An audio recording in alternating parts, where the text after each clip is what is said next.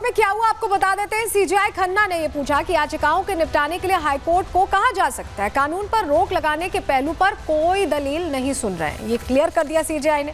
कपिल सिब्बल ने इस पर क्या कहा कि हम उस प्रावधान को चुनौती देते हैं जिसमें कहा गया है कि केवल मुसलमान ही वक्फ बना सकते हैं। सरकार कैसे कह सकती है कि केवल वो लोग ही वक्फ बना सकते हैं जो पिछले 5 सालों से इस्लाम को मान रहे हैं? राज्य कैसे तय कर सकता है कि मैं मुसलमान हूं या नहीं? ये इनकी तरफ से दलील दी गई। अभिषेक मनु सिंघवी ने क्या कहा? वक्फ कानून का पूरे भारत में असर होगा, याचिकाओं को उच्च न्यायालय में नहीं भेजा जाना चाहिए, ये इनकी तरफ से कहा गया। तुषार मेहता ने, सॉलिसिटर जनरल ने क्या कहा? संसद में संयुक्त संसदीय समिति का गठन किया गया था। उन्होंने बताया कि जेपीसी गठित की गई थी और इस पर विस्तार से चर्चा हुई है, सभी की राय ली गई है। जेपीसी ने 38 बैठकें की हैं, 98.2 लाख ज्ञापनों की जांच हुई क्योंकि सरकार ने सजेशन भी मांगे थे।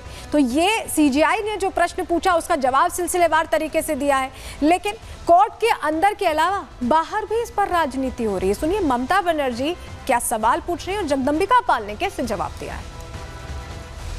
देश में एक बात और बाहर में और एक बात, एक दूसरा चलाकी नहीं चलेगा। Double engine government, double engine सरकार, आपको तो शर्म होना चाहिए। आप क्या कुछ बोलते और क्या नहीं करते, क्यों को टाइम में बोलते हम सबका साथ सबका विकास चाहते हैं, और चुनाव चलने का बाद आपको नेता लोग कहते हैं हम सबका साथ नहीं रहेगा, हम जो हमको वोट देगा हम उसका साथ रहेगा। क्या चालाकी है? पिता पुत्र मार दिए गए घर से खींच के, बड़ी संख्या में हिंदू पलायन कर रहे हैं। वहाँ जाने के बजाय आज कलकत्ता में मौलाना और इमामों से मिल रही तो तुष्टीकरण है, मुस्लिम वोट बैंक है, कानून नहीं लागू होगा ये कहा जा रहा है, उकसाया जा रहा है। सुप्रीम कोर्ट में सिब्बल ने क्या दलील दी है, चलिए वो जानकारी भी जल्दी से आपको दे देते हैं क्योंकि सीजेआई ने प्रश्न पूछा कि कम समय है, ऐसे में जरूरी बातें बताएं। इस पर सिब्बल ने क्या कहा? उन्होंने कहा कि सेंट्रल वक्फ काउंसिल 1995 के अनुसार सभी सदस्य मुस्लिम थे। मेरे पास एक चार्ट है, उन्होंने दावा किया हिंदू या सिख धर्मार्थ संस्थानों में सदस्य हिंदू या सिख ही होते हैं। जो 2 गैर मुसलमानों को शामिल करने की बात है उस पर ये जवाब दे रहे हैं, ये नियम का सीधा उल्लंघन है, ये 20 करोड़ लोगों के अधिकारों का संसदीय अतिक्रमण है। ये दलील इनकी तरफ से दी गई, कपिल सिब्बल की तरफ से।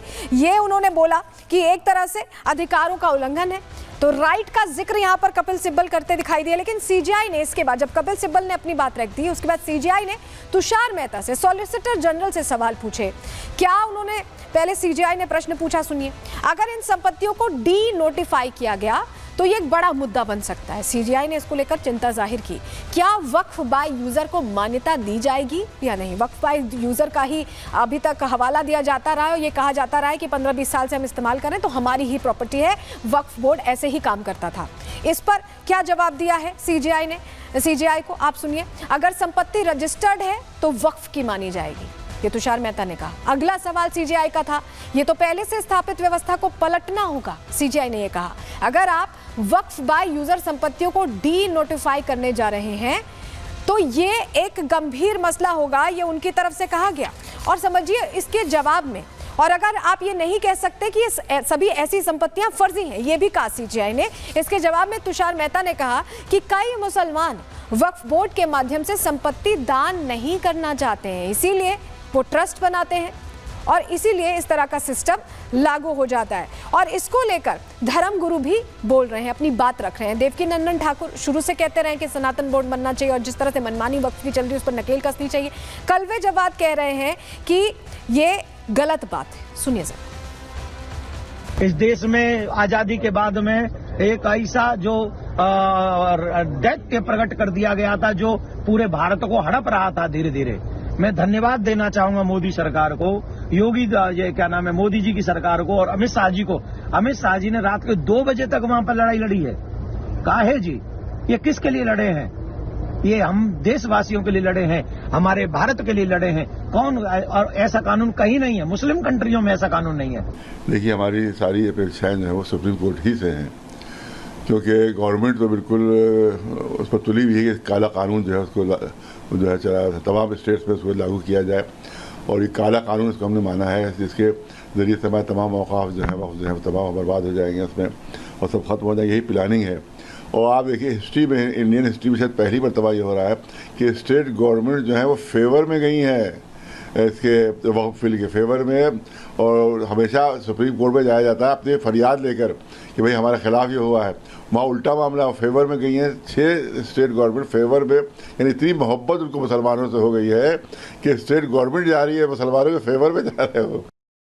खैर, all India Muslim personal law board तो लगातार विरोध करता ही रहा है, लेकिन मुसलमान भी अब 2 धड़ों में बंटते दिखाई दे रहे हैं। कैसे, आप खुद सुनिए तौकीर रजा और साजिद रशीदी। वक्फ संशोधन बिल को लेकर पूरे मुल्क में बेचैनी है, और पश्चिम बंगाल में सिर्फ इसलिए कि सरकार को वहाँ की बदनाम करना है, और इनकी कोशिश ये है कि कुछ इस किस्म का माहौल बना दिया जाए कि सरकार को बर्खास्त कर दिया और वहाँ राष्ट्रपति शासन लगा दिया जाए। तो ये नाजायज कोशिशें हैं। एक संवैधानिक प्रक्रिया है। जो लोग गए हैं, मेरी जानकारी में करीब 22 लोग गए हैं। 10 लोगों को मंजूर किया है कोर्ट ने कि भाई इस पर सुनवाई करूंगा। उनकी याचिकाएं उनको लगी होंगी कि हाँ भाई इस पर सुनवाई होनी चाहिए, और 15 या 16 शायद उसमें लगी है कि भाई सुनेंगे। ये एक संवैधानिक प्रक्रिया है जो होनी चाहिए, लेकिन इसके साथ साथ वही लोग जो याचिकाएं डाल रहे हैं, वही लोग मुसलमानों को भड़काकर जो है रोड पे भी ला रहे हैं। कई नेताओं ने इस मौके को, जब वक्फ कानून आया, संशोधन कानून, तो उसे भुनाने की कोशिश की और उन्होंने याचिका डाल दी। अमानतुल्लाह खान भी एक ऐसा ही नाम है, याचिका उनकी भी है। आज कोर्ट की सुनवाई को लेकर क्या कह रहे हैं अमानतुल्लाह खान, उनको भी सुनिए, और कैसे उनको जवाब दे रहे हैं शहनवाज हुसैन, सुनिए। जो ज़माने से चली आ रही है, कई सौ साल हो गए हैं वक्फ यूज़र इस्तेमाल करते हुए वक्फ पे, तो इसमें पूरी तरह से हमें उम्मीद है कि इसमें हमें राहत मिलेगी।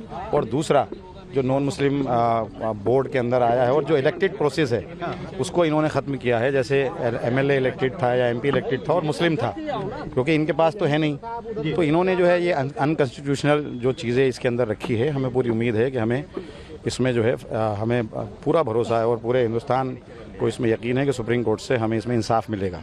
देखिए, वक्फ अमेंडमेंट एक्ट पर पूरी तरह बिहार से लेकर देश के हर हिस्से में सिर्फ लोग भड़काने में लगे हुए हैं।